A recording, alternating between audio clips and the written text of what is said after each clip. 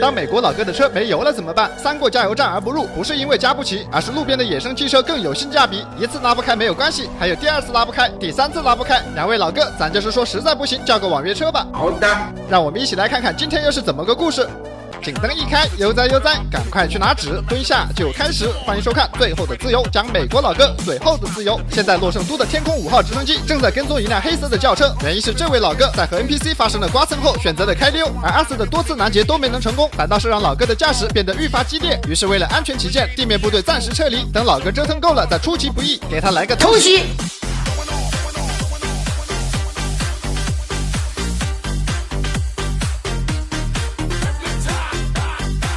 兜兜转转的一大圈，老哥来到了高速，只不过他这个车速就连 NPC 都看不下去，开个面包都能比老哥快上不少。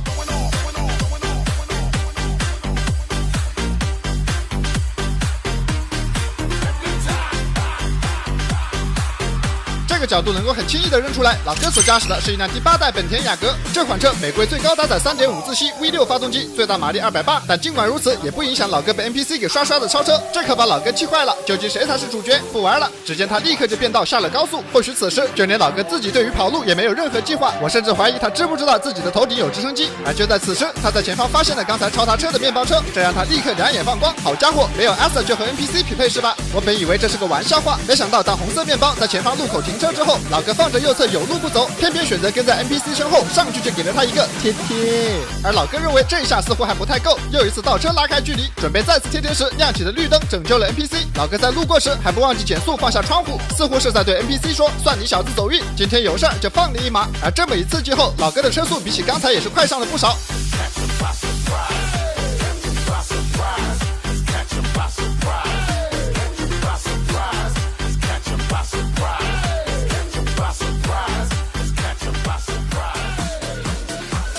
这一顿操作看似猛如虎，实际车速不到65。虽说没有地面部队，但此刻老哥面临的压力也不小，因为他的油箱已经见底，坚持不了太久，所以他的当务之急是要先搞到油。好家伙，这是准备复刻中途加油的英菲尼迪大佬吗？这洛圣都的老哥果然就是会整花活。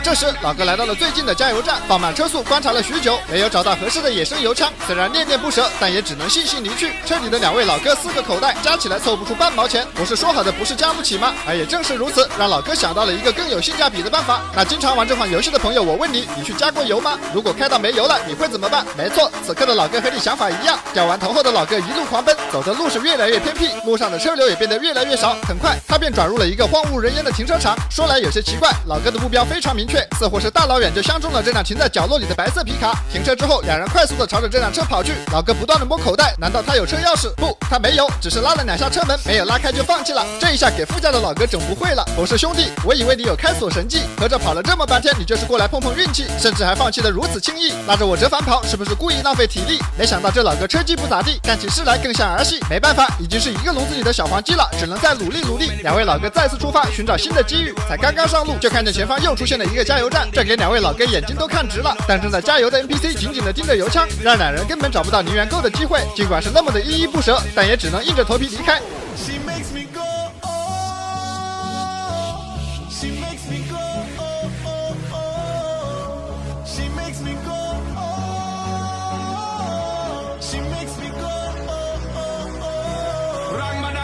这退一步，老哥是越想越气，看网上那些大佬摸走野生汽车都那么容易，怎么到了自己这儿就变成了小黄鸡历险记？而掉完头之后的老哥似乎有了新的目的地，只见他潇洒的把车停在了路中间，看样子是又相中了某一辆车。注意这里的细节，这一次副驾老哥并没有下车，看来是学聪明了，省去了折返跑的时间。而这一次依旧没有拉开车门的老哥并没有着急上车，他一直盯着远处在看，好像是在和人交谈。好家伙，合着这里是任务地点，刚到这儿就触发了剧情。回到车上的老哥并没有直接离开，一位 NPC 快速跑过来递给了他一个包裹。破案了，原来是一次送货的任务，这样一来就能说得通了。两位老哥宁愿购了一辆车，准备去完成送货任务，没想到在路上发生了剐蹭，被阿 Sir 给盯上，一番拉扯后车辆没油，于是便多次想要换车，最后接头的时间已经到了，只能先去拿上包裹。现在剩余的油量不多，又没有时间换车，两位老哥思索一番，最终只能硬着头皮先去送货。看得出来，拿到东西后的两人十分谨慎，明明一个左转能解决的事儿，却是绕行了一整个十字路口，这反侦查意识拉满。但可惜在直升机眼里，这一切动作都是花里胡哨，而更为讽刺的是，两人才刚进小路，居然就碰见了阿 Sir。你好。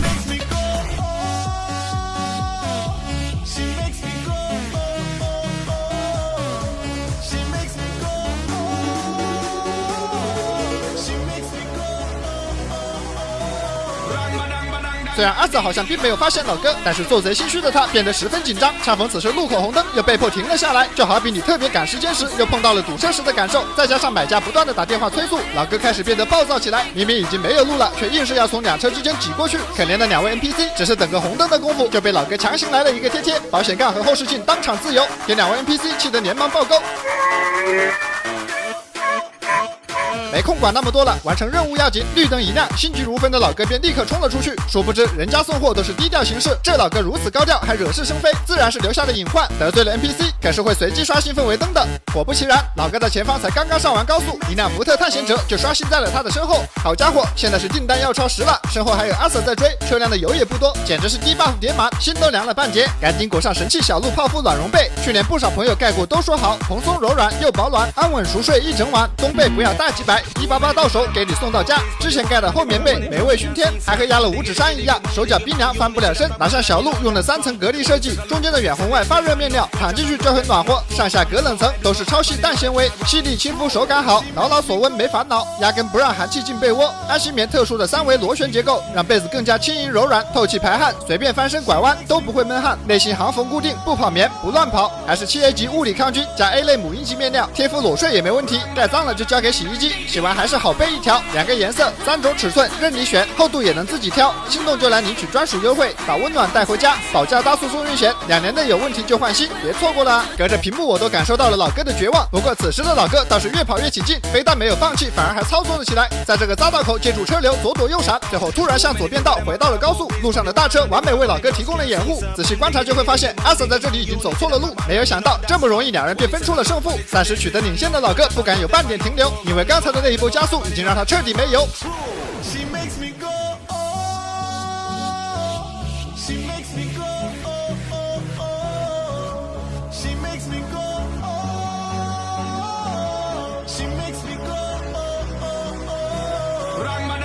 眼看车辆即将失去动力，老哥不敢留在高速，上面没有任何掩体，最后肯定是会被跟上来的阿 Sir 拿下，于是他便强行跨过路肩，来到了匝道。至此，车辆已经是彻底没油，只能凭借惯性前行。无奈之下，老哥也是把车停在了路边，拉着副驾便开始了第2个回合。换做往期的大佬，出现这种情况时，都会选择隐蔽的地方逃跑。这哥俩倒好，生怕直升机看不见，朝着直升机就一路飞奔。别的不说，对这里的地形倒是挺熟。2人抄近路一路小跑，来到了这条车流量极大的马路。看见这一幕，让我想起来一个躲在国道下半挂的场面。2人也是站在马路边物色起了新的座驾，就在不知所措毫无头绪时，一辆半挂停了下来，这让老哥有些犹豫，既想按 F 键上车，又想起来自己不会开，于是便尝试说服司机带他们一程。这个犹豫的空隙刚好给了司机锁门关窗户的时间，两位老哥才刚刚走到副驾， NPC 便一脚油门开溜，这2人也是惨到没边了。但是没办法，为了自由还得继续演戏。在经过了多次尝试后，事情终于有了转机，一辆黑色的日产轩逸居然同意了2人上车，这让心灰意冷的2人又一次看见了希望。本以为做了好人好事的 NPC 怎么都不会想到自己会以这种方式上电视。